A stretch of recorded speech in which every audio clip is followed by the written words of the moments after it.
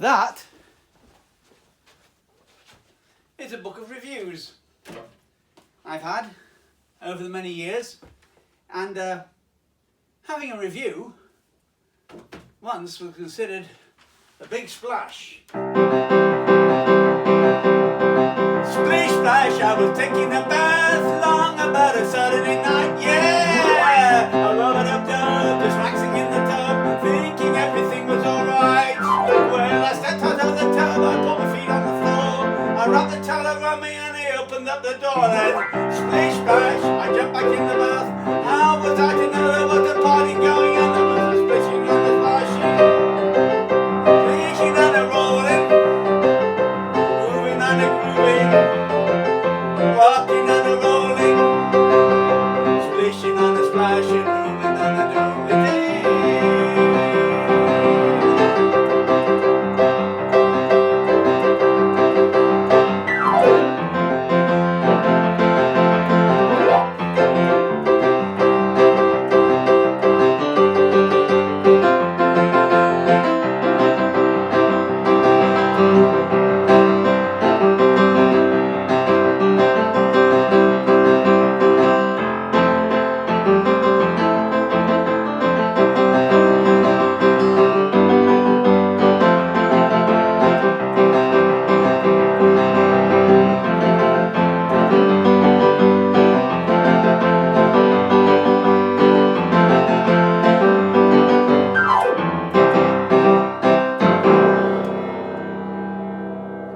Splish Splash, Bobby Darin.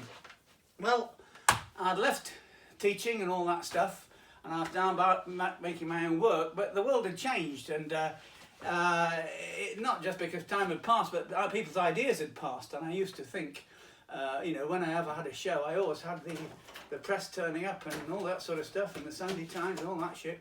But of course, when I went back, nobody knew who I was, and I thought that's the reason I don't get these reviews and things like that. And in fact, I think I made mention, first show I turned up, I overheard somebody saying, Vaughan Grills, now that's a name from the past, and somebody else said, is he still alive? And it's because, you know, the worlds of academe and exhibitions at the level I'd been at didn't coincide. But anyway, I soon got back in and working on my work, and I did get some interviews and things like that, and there were in this book, because we're getting to the end of it now, you know, for the colour supplement, there's one, and there's another one for the Time Out and that sort of thing, and those are the interviews I was doing now, and you can read about them if you go and buy the book, you know, because we're getting near the end of this show. And Have You Come Far, A Life in Interviews, get it on Amazon. And the thing is that I thought, oh, that's a terrible thing, but of course what had changed was that young people particularly no longer took any notice of authority in the same way as for the reviewers. They weren't really bothered about what some critic of the Times thought of a film or things. They made their own mind up, and one of the reasons they could make their own mind up is that they could contact one another quickly on social media, and so therefore it was much more democratic in a way, maybe less learned, but certainly more democratic.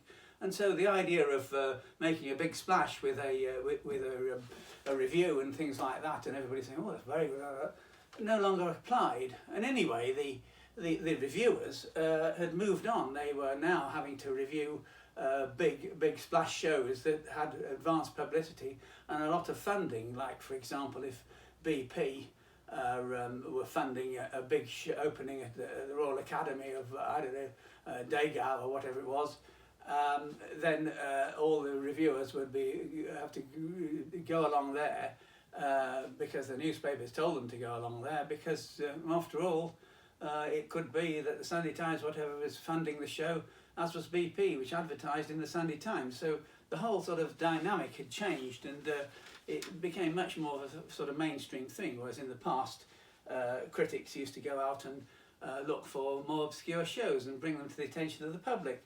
But what you're doing here is just reaffirming what had already been brought to the attention of the public by massive PR machines. So the whole idea of reviewing and how something was put in the public domain had entirely disappeared, and well, not entirely, but pretty much disappeared. So it took me some time to realise that at first. I thought, oh, it's because I'm not known, but it wasn't that at all. I mean, a little bit of that, but it wasn't entirely that. It's because the way that people got to know about things, the way they made their own mind up, the way they communicated with each other had changed. And talking of that, there's one interview I didn't mention. In fact, did mention it before, and that was the woman who was interviewing me in the Far East, in Brunei actually. She was the wife, embarrassingly, of the head of the British Council there, and she was as drunk as a skunk, and we were in the British Council residence, which is in the above the city in Brunei, and it was in the middle of nowhere, in the jungle really. Fascinating place, and a swimming pool, and she stood there with a notebook because she was wanting to write something for the British Council Journal or whatever it was out there, and I could see what was going to happen. It was very, very slow, and I stood there and I thought, no, it can't. And she stood back and she said, the thing is, Vaughan, what I want to ask you is if you... Oh! And that's what happened. Splish Splash, I was taking a bath long about the Saturday night, yeah! A rub-a-dub-dub, just relaxing in the tub, thinking everything was alright. Well, I stepped out of the tub, I put my feet on the floor, I rubbed the towel around me and I opened the door, and then splish splash, I ended up back in the bath. How was I to know there was a party going and there was a splishing and a splashing, splishing and a splashing, reeling with the feeling, moving with the grooving, rocking and rolling, yeah, yeah, yeah, reeling with the feeling, yeah, yeah, yeah.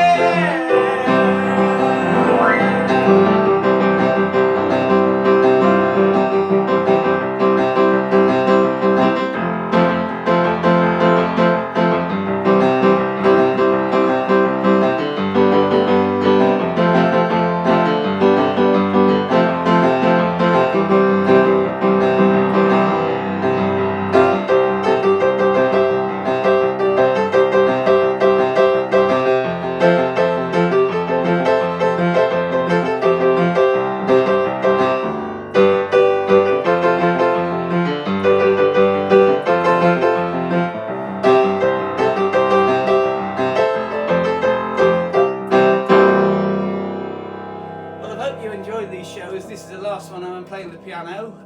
Maybe back at Christmas for a little Christmas special. I don't know. We'll see.